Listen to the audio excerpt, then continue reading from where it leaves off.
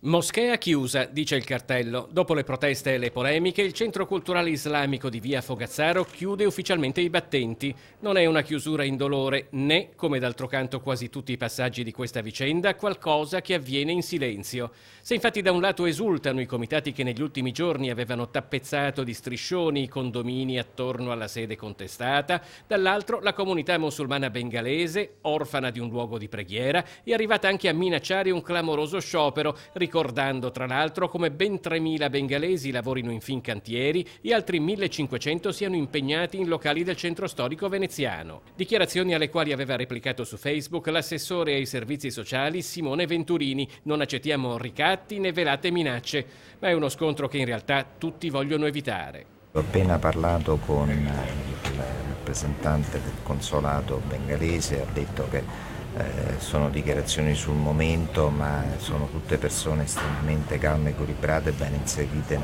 nel territorio veneziano, e quindi sicuramente si troverà una soluzione. E per trovare una soluzione sono diversi tavoli aperti. Un primo ha visto l'incontro tra la comunità bengalese e le altre comunità musulmane al centro islamico di via Monzani a Marghera. Ma soprattutto mercoledì è previsto l'incontro con il comandante della polizia locale Marco Agostini, durante il quale il comune indicherà alla comunità bengalese il luogo dove potranno andare a pregare. In via Fogazzaro già dalla settimana scorsa si parlava di via Torino. Il comune ha assicurato il sindaco Luigi Brugnaro è pronto a fare la sua parte.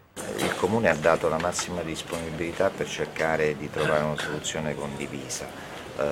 Mi sembra che da ambo le parti comunque ci sia un rispetto delle posizioni. È ovvio che la legalità deve essere rispettata da tutti.